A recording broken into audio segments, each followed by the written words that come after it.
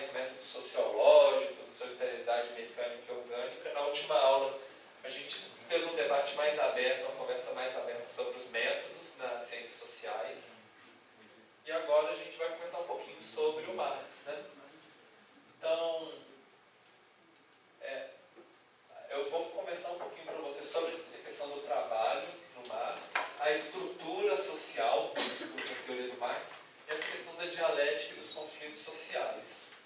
Depois, na semana que vem, a gente já vai ver mais a questão de valores e mercadoria, que é o texto do Capital, né? Mais-valia e alienação, e pensar. Vocês já começaram a debater o que vai ser mais para o futuro, né? Mas a gente vai ver isso ao longo dessa aula, da aula que vem também, pensando assim, o Marx falou aquilo naquela época, e agora, e no futuro, né? Eu acho que é sempre importante fazer esse tipo de reflexão.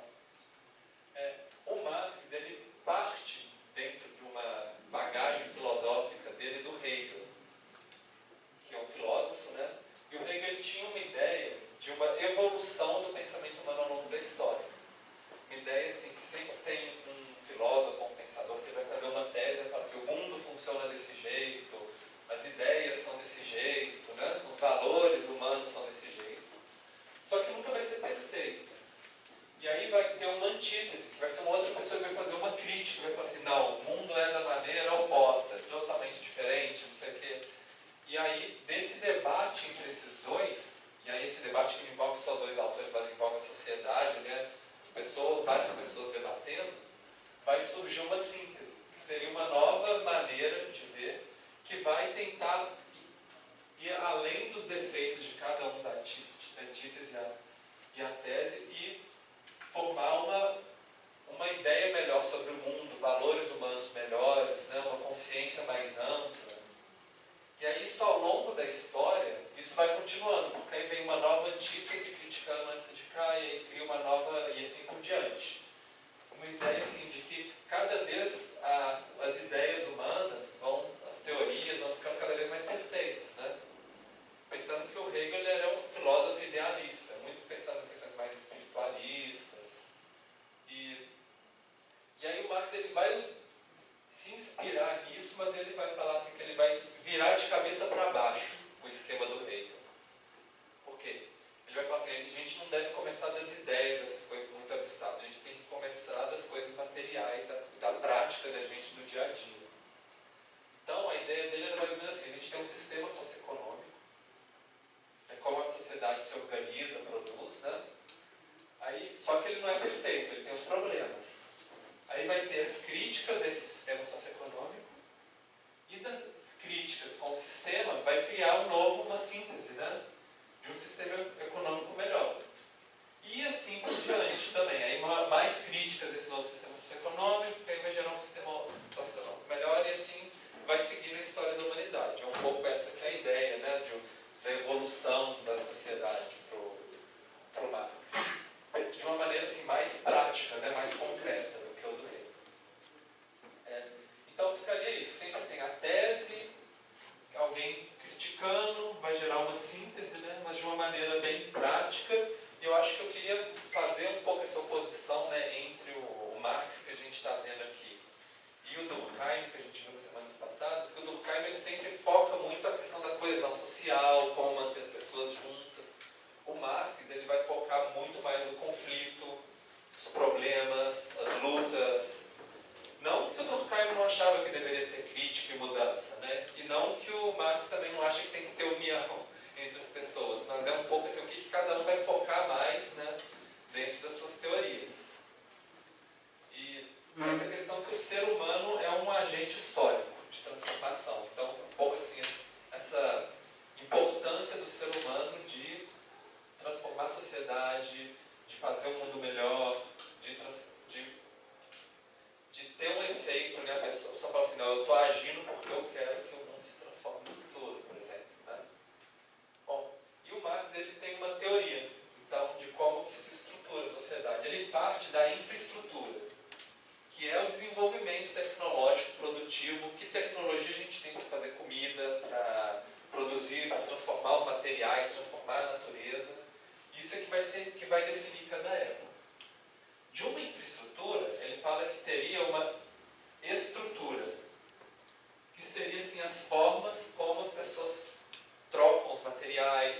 pessoas distribuem os materiais. E aí, assim, uma infraestrutura, para o Marx, não é que ela determina a estrutura, não.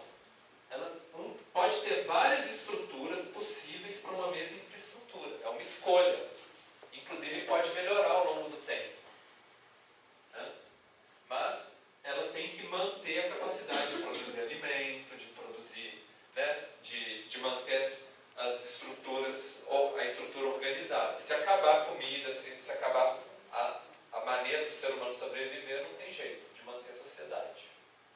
E por fim, a estrutura vai possibilitar uma superestrutura, que aí é os valores, a organização social, a cultura, os valores morais. E pensando que uma estrutura pode ter várias superestruturas possíveis. É uma escolha também. Então nunca é algo assim que esse determina só um desse, que determina só um desse. Sempre tem uma liberdade do ser humano de discutir e procurar, né? E aí, pensando numa perspectiva histórica, tanto a superestrutura quanto a estrutura assim, a superestrutura pode alterar a estrutura e também as duas podem alterar a infraestrutura ao longo do tempo. Então, e aí vai modificando e a história vai rolando, né, ao longo disso. Então é mais ou menos uma ideia assim, que ele tem, que não é uma estrutura determinista da história, mas é o que ele fala que é condicionado, né, porque isso aqui traz os limites para a estrutura, a gente escolhe uma, e essa estrutura vai trazer os limites para a superestrutura também. A gente não pode fazer qualquer coisa, né? A gente tem que sobreviver primeiro, né? Bom, então o Marx, ele trabalha com a praxis, ou seja, condições sempre objetivas, práticas, né? Ele é contra os filósofos idealistas, como Hegel, que eu mostrei para vocês. Ele acha que o principal é a luta pela sobrevivência. Para fazer isso, o homem tem que trabalhar. Se ninguém trabalhar, não tiver máquina, inclusive, né? Não tem como a gente sobreviver. E aí começa, para conseguir sobreviver, vai criando instituições. A primeira é a divisão sexual do trabalho. A mulher cuida da família e da casa, o homem sai para caçar e cortar lenha, né? E aí, conforme vai ficando mais complexa a sociedade, a gente viu isso, né, no Durkheim também, começa a divisão social do trabalho. Começa assim, divide entre pastores e agricultores. E depois vai ficando muito mais complexo. Até que começa a desenvolver essa questão de uma profissão de troca e comércio, né, que é aquela que distribui os produtos. E aí, quando essa troca e comércio toma uma relevância maior na sociedade, que vai começando a surgir o capitalismo. E aí, para essas instituições se manterem, né, os grupos sociais dominantes, eles vão criar uma justificativa para isso. Uma forma de convencer as pessoas de que essas instituições são boas, que é o que vai chamar de ideologia. E aí essa ideologia, sim, se a pessoa acreditar, ótimo. Se ela for contra, aí usa a lei e a força para obrigar a pessoa. É uma maneira um pouco mais feia da coerção, né, que o Durkheim colocava de uma maneira um pouquinho mais bonita. Bom, então eu vou entrar um pouquinho sobre a ideologia, e aí a Marilena Schau faz uma interpretação que eu acho interessante para passar para vocês. Assim, primeiro, o que seria ideologia? Primeiro, é um sistema de ideais para legitimar um estado social. Falar assim, olha, a sociedade de hoje, ela tem essas desigualdades, essas classes, mas é bom, né? Tem que falar assim, isso é algo, por exemplo, gosto de falar, meritocracia, por exemplo, né? Então as pessoas estão nessas classes sociais porque elas merecem, por exemplo. Ela também é uma explicação da realidade, ou seja, no Marx seria a classe dominante, ela cria uma explicação da realidade com o objetivo de iludir e enganar o proletariado. Então, quer dizer, o proletariado, ele acredita na história que a burguesia está falando, e aí ele não se revolta, por exemplo. Isso sim no período histórico do capitalismo, né? Outros períodos históricos teria outras ideologias. E seria uma forma de consciência. Ou seja, a pessoa acreditando nessa história da ideologia, por exemplo, ela não conseguiria compreender o que realmente está acontecendo na sociedade, qual que é a origem dos problemas, das dificuldades da sociedade. E aí ela vai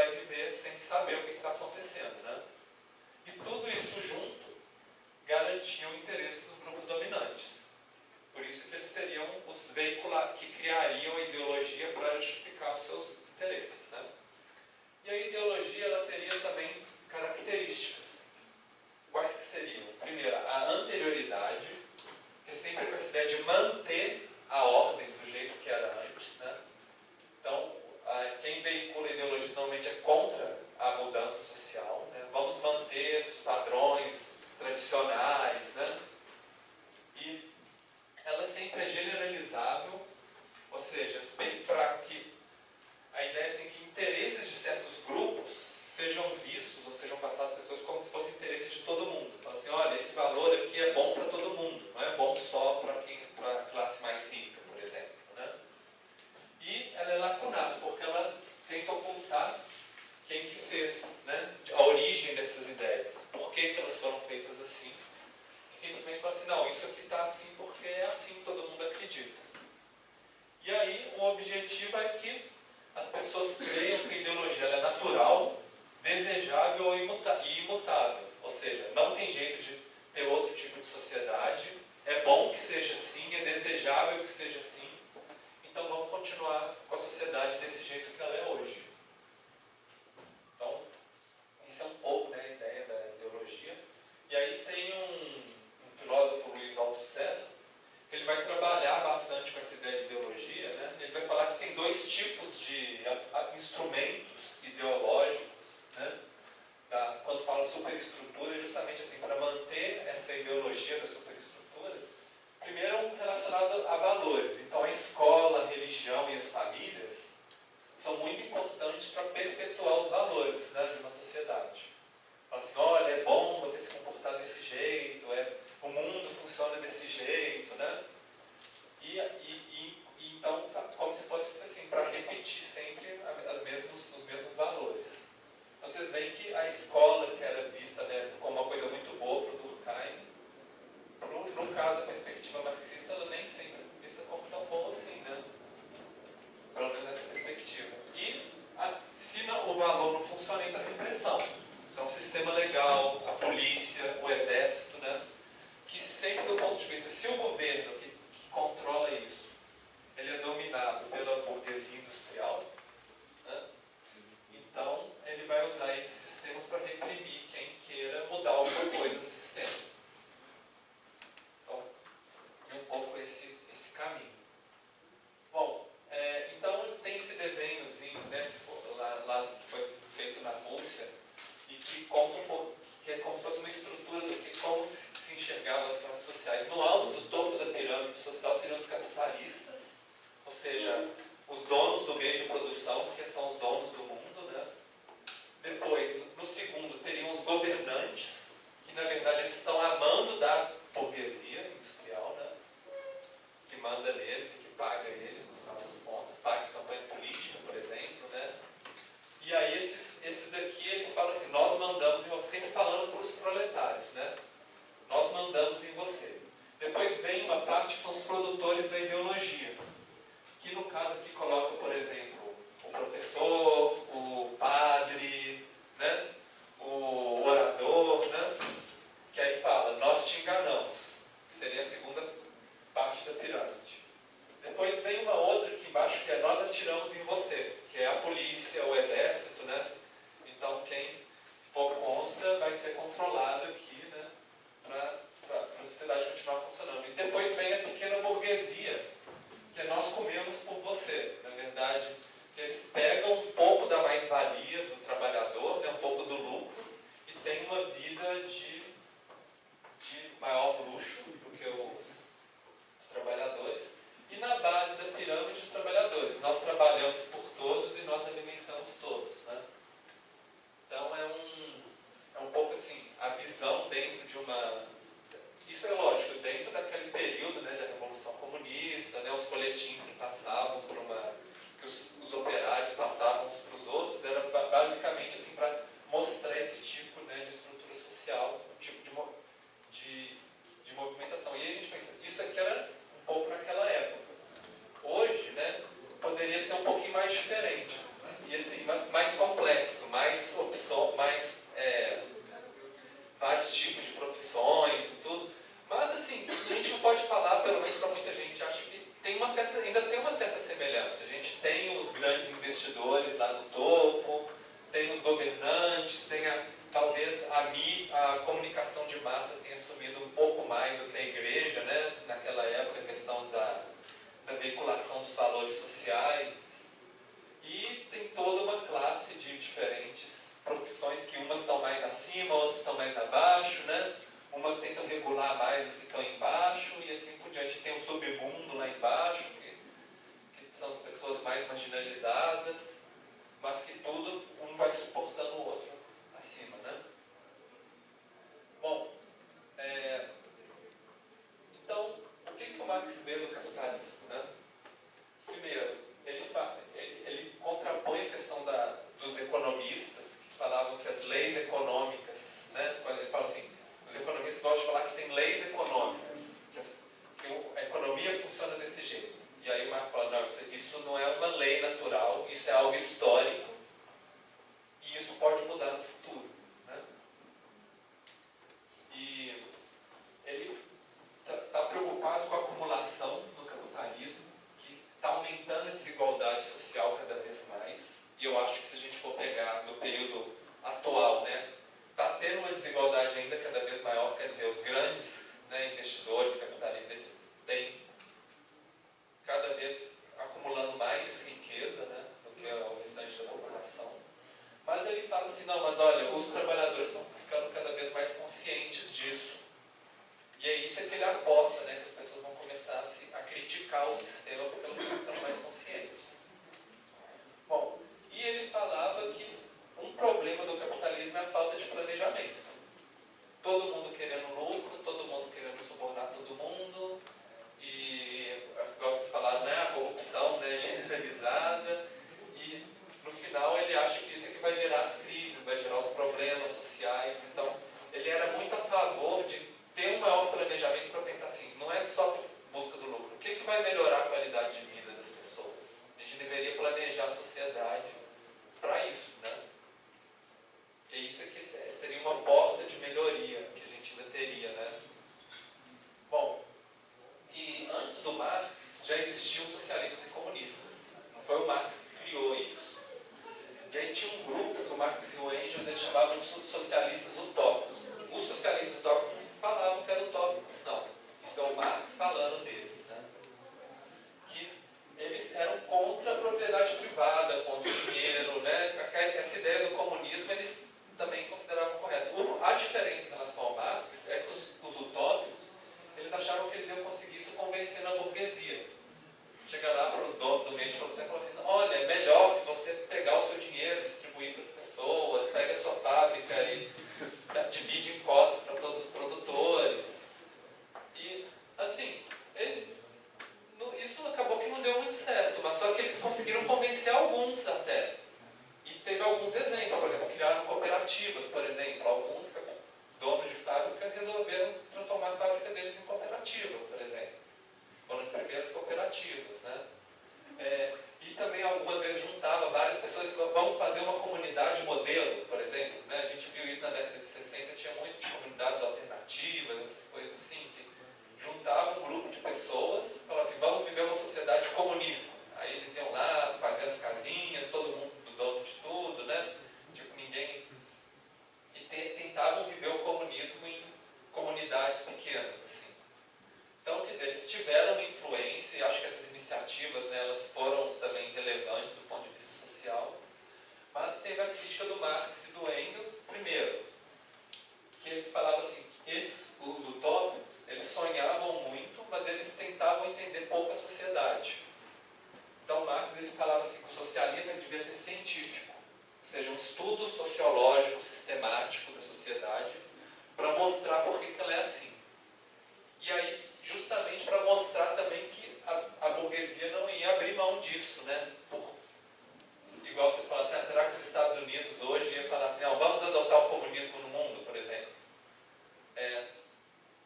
Então, ele achava que o jeito de chegar nisso era uma revolução, uma luta armada, ou seja, os proletários pegarem armas e derrubar o governo.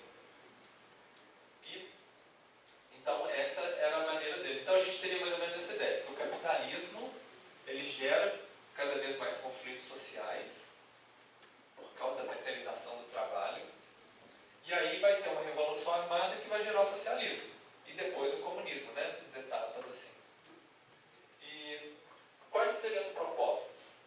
Vocês não chegaram nesse segundo capítulo, né, do Manifesto Comunista, mas o Marx ele coloca algumas propostas dos comunistas. Principalmente, algum do grupo falou né, na apresentação do seminário, a estatização. Então, as terras passam a ser do governo, os bancos passam a ser do governo, o sistema de transporte, principalmente transporte de mercadorias, né, e as indústrias também.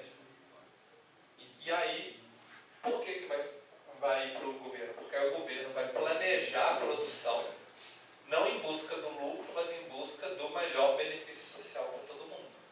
Seria o planejamento, né? E que, de uma certa forma, a gente poderia falar que foi uma tendência assim, dos países que tiveram a Revolução Comunista, né? O governo estatizou, tentou planejar as coisas, se conseguiu com eficiência ou não, né? Tem uma discussão em relação a isso. E tinha outras propostas também que circulavam, por exemplo, imposto progressivo. Os mais ricos deveriam pagar mais do que os mais pobres, né? Porque os mais pobres têm menos condição, né? Abolição da herança, ou seja, a riqueza, depois que a pessoa morre, voltaria para o Estado. Não teria essa questão de passar para o filho, por exemplo, né? Que é algo típico da sociedade capitalista. E o trabalho obrigatório. Que o Marx era tanto contra a pessoa muito rica ficar sem trabalhar, quanto também o mendigo também ficar sem trabalhar. Ele achava que todo mundo precisava trabalhar, que isso é que daria sentido para a vida da sociedade, né? E tinha outros mais relacionados a direitos humanos. Educação pública e gratuita, proibição do trabalho infantil, igualdade de direitos entre homens e mulheres, que era algo que os comunistas defendiam e que era visto como algo muito ruim para os capitalistas na época, né? Porque eles não se colocavam a favor disso aqui. Talvez até hoje algumas pessoas ainda não, mas de uma certa forma eu acho que isso evoluiu um pouco, né, ao longo do tempo. Talvez justamente por causa desses movimentos sociais, né, que lutaram para ter esses direitos humanos. Bom, eu vou passar essa parte. Eu queria colocar agora um exercício para vocês, antes da gente terminar a aula. Eu queria que vocês escrevessem, né, com base na reflexão de vocês do texto do Marx, dos debates em sala de aula, como que para cada um de vocês, daqui a 100 anos, vai ser a nossa sociedade. E aí, nessa resposta de vocês, é para vocês falarem qual que seria a infraestrutura, ou seja, a tecnologia de produção, como que seria a estrutura, ou seja, o sistema econômico, e a superestrutura, ou seja, as relações sociais, os valores, a cultura, para usar um pouco esse conceito que eu passei para vocês, né? De infraestrutura, estrutura e superestrutura.